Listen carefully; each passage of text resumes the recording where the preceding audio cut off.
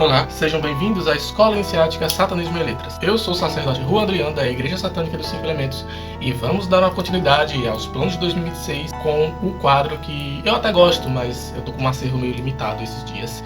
Então eu vou trazer algo totalmente inesperado aqui. Vamos fazer um quadro diferente da Satanismo em Livros aqui. Bom, não vai deixar de ser um livro que eu vou apresentar de qualquer forma. Mas antes de eu apresentar este clássico, que tal se vocês verificarem os links na descrição, sigam as redes sociais da Igreja Satânica dos Cinco Elementos e minhas também, e da Satanismo em Letras, nas outras redes sociais, nas redes vizinhas e tal. Sigam lá e tal. Também estão ouvindo isso que tá tocando aqui junto no fundo do meu vídeo? Então, produção minha, autoral. Então, eu também sou produtor musical. Então, os meus links para verificar os meus trabalhos artísticos também está aí na descrição. Tá tudo aí. Vamos lá, bora continuar com a Satanismo em Livros e vamos trazer qual livro dessa vez? É um quadrinho. Demônios da Goetia em quadrinhos da Draco, editora Draco. Então, esse quadrinho aqui, eu posso estar burlando um pouco as regras do canal, mas pô, é aquela coisa, é um negócio que é satânico, intencionalmente ou não, recomendado para satanistas aqui. Então, por que eu não vou recomendar um quadrinho, talvez o único que eu já vi, sobre demônios? Inclusive, ele faz parte de uma trilogia que é bem interessante, que é preto, branco e alguma outra cor. Sem, assim, para não sair muito da temática, bom, eu vou só dar uma pincelada nos outros dois livros que existem, que são Os Mitos de Cthulhu em quadrinhos, que é preto, branco e verde, e ele encarna o desespero, certo? É tipo, o desespero é verde. Então, cada vez que o desespero ou uma das criaturas cósmicas começam a se aproximar mais, o quadrinho ele traz a cor verde para realçar a presença do desespero ou das criaturas. O outro quadrinho que a gente tem é o Rei de Amarelo, que é uma história, um mito criado por Robert Chambers, só que anexado à mitologia do Lovecraft também. O Rei de Amarelo também é chamado de Hastur, mas para quem não conhece, é uma peça que é fictícia, claro, é uma peça que existe dentro de 4 histórias antológicas, que ela supostamente pode levar as pessoas à loucura, e ela é uma daquelas peças que é tipo irreproduzível, não dá pra você performar essa peça. E aí a cor amarela aqui é da loucura. Então cada vez que o Rei de Amarelo, Hastur, está próximo, ou então que os personagens estão ficando cada vez mais loucos, mais amarelo a história vai ficar. E aí chegamos nos Demônios da Goetia em quadrinhos, que é a mesma coisa. Os demônios, quando estão mais perto, vai ficando mais vermelho. E qual é o fator que representa o vermelho? Tentação. Poderia ser outra coisa, né? Falando de demônio, a gente fala de tentação. Então, quanto mais tentados as pessoas se sentem, quanto mais sujas e perversas elas são, mais vermelho a história é. E quanto mais próximos os demônios estão, mais vermelho fica. Inclusive, eu esqueci de comentar, Demônios da Goetia em quadrinhos é uma antologia de 8 historinhas diferentes. Assim como os outros dois, também são 8 histórias diferentes, desconexas completamente, sobre cada um respectivamente. Os Mitos de Cthulhu, o Rei de Amarelo. Nesse caso aqui, cada história traz pelo menos um dos Demônios da Goetia, certo? Não vou dizer que tem todos aqui, tem uns 10 ou 12, não sei. Trazem eles e contam uma versão da história deles dentro de uma coisa mais fictícia. É também muito importante frisar que esses quadrinhos são mais 18, tá? Então, tipo, eles têm nudez e muito gore, muito body horror. Pra você que gosta de quadrinho de terror, você pode pegar um desses 3 aqui. Você nem precisa ser ocultista não, tá? Mas para pessoas que são meio geeks ou nerds e que gostam de materiais assim, eu recomendo muito a trilogia como um todo, mas eu vou falar mais desse daqui, obviamente, porque o canal é sobre demônios. Então, existe inclusive um prólogo muito legal, que é a introdução dele, que é escrito aqui, certo?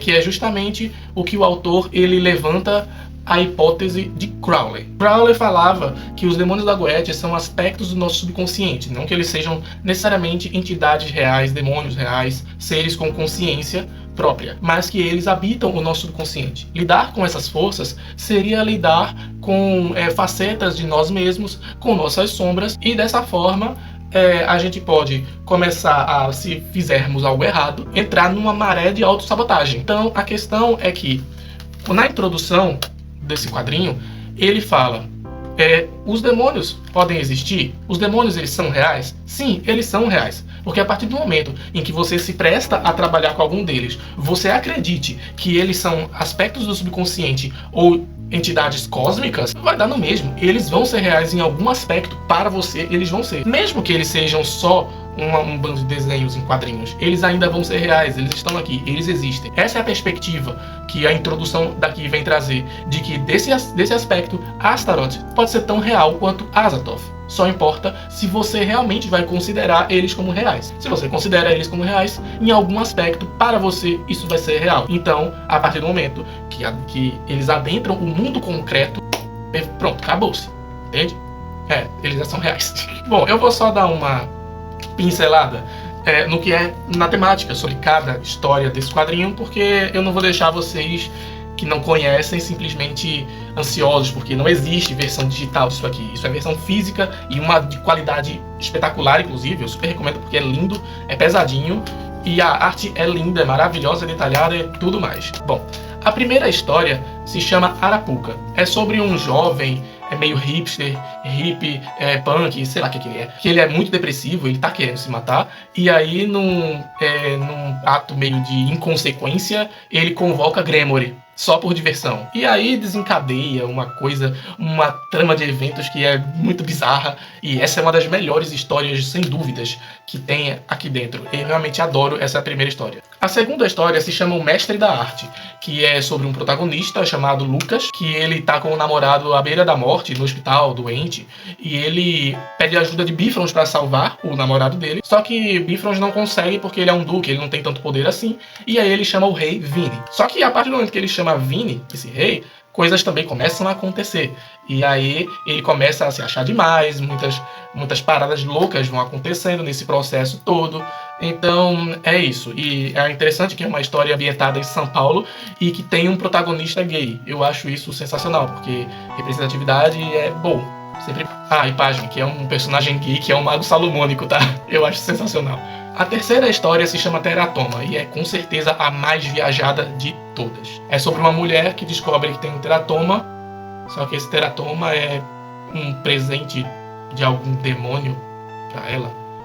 Bom, tudo tá a entender que é Marbas que coloca esse teratoma nela, mas até aí é uma história muito da viajada aí, de verdade. É muito doido. Na verdade, é a que eu menos gosto, justamente por quão surtada ela é. Eu poderia gostar por essa mesma razão, mas essa em específica não tanto. A história número 4 se chama Semente, que é sobre um cara meio, como eu posso dizer, nojento, asqueroso, que é aqueles red pill de internet que fica falando besteira, aqueles otaku metido a nada, e que fica simplesmente soltando frases machistas na internet, por aí e tal, que não trabalha, que não faz nada da vida. E aí ele ofende, né, nessas assim e tal, ele ofende uma bruxa satânica, que manda Astaroth pra ele, pra poder Astaroth mostrar pra ele o que é bom pra tosse, pra dizer o mínimo. Essa história também eu acho ela muito boa. E ela é surtada, ela é viajada, ela tem um body horror sensacional. E tipo, é isso, é uma das melhores histórias. Depois, na história número 5, nós temos Yahvé. Bom, o nome de Deus, YWYH. Yahvé, sei lá. O nome de Deus. E é sobre um cara, né, sobre um professor que perdeu o sobrinho em um acidente de carro. E aí ele vai buscar respostas na magia para poder entender o que aconteceu. E aí ele inventa de escravizar um anjo. Pois é. Só que para escravizar o anjo, ele precisa resistir à tentação de 3 demônios. E aí esses 3 demônios que vêm aparecer é Agares, Citri e Valak. Basicamente, essa história é mais sobre anjo do que sobre demônio, mas os demônios estão lá, em algum canto estão lá. E aí também acontece muita coisa, consequências drásticas nesse lance de ele querer escravizar o anjo. E aí dá muita besteira. Eu também gosto dessa história, ela é muito boa. A história do número 6 se chama Colônia. Ela é sobre um hospital psiquiátrico cheio de doentes mentais. E um desses doentes mentais encontra o Grimório de Salomão, eu acho, a chave menor. Ele encontra um livro. E aí invoca Andúcias para poder libertar todo mundo, para dar poder e tal. Só que parece que ele não sabe ler direito. A protagonista da história, que é o vilão da história, ele não sabe ler e aí, tipo, ele invoca o demônio errado. E aí, de novo, dá uma besteira na bexiga. Só dando, assim, uma máxima, o demônio errado é Valefor, na verdade, não é Andúcias. Ele invoca Valefor ao invés de Andúcias. Porra, nem pra ser Ralfas ao invés de Malfas, ou Zepar ao invés de Vepar. E bem, né, eles fizeram essa troca aí. Não é uma das que eu mais gosto também, mas ela é bem legal. A 7ª história se chama El Cartel de las Hermanas Satânicas. Eu não tô zoando, o nome realmente é espanhol, porque se passa mais ou menos lá pelo México, sei lá das quantas. Bom, uma criança deformada tem um poder de um demônio porque ele sobreviveu a um ritual. E aí essas irmãs satânicas estavam no ritual e tal, vão atrás dele pra buscar e tirar satisfação. O demônio que aparece é a Alonsis aqui. E é isso. Não tem muito mais o que falar. Eu até gosto da história. Ela tem uma situação boa, até ela é bem emocionante, então é bom. Mas o gore dela é pesadão, viu? A última história de todas se chama O Jogo. E essa é muito mais filosófica do que todas as outras. Em contramão a todo o resto, que é uma ação, que é uma coisa bizarrona, essa não. Essa nós temos 3 demônios conversando enquanto esperam um outro, e não é muito determinado os nomes deles. Sabemos que são 4 demônios da Goetia, mas não sabemos. Eles estão em forma humana, bebendo num bar, né, esperando o outro chegar, e discutindo quem induziu mais as pessoas ao erro, à violência ao decorrer de toda a história. E aí eles começam a contar vantagem. Eu comecei o primeiro assassinato. Eu comecei um genocídio. A primeira traição foi minha. E aí é só uma conversa entre eles com um desfecho muito interessante e muito filosófico. Isso realmente não tem nada demais assim. Bom, eu recomendo muito, eu só dei uma sinopse para vocês terem noção de como são as histórias, mas eu realmente, esse livro, eu faço muita questão de recomendar. Assim como os outros 2 também, eu tenho a trilogia, não é à toa.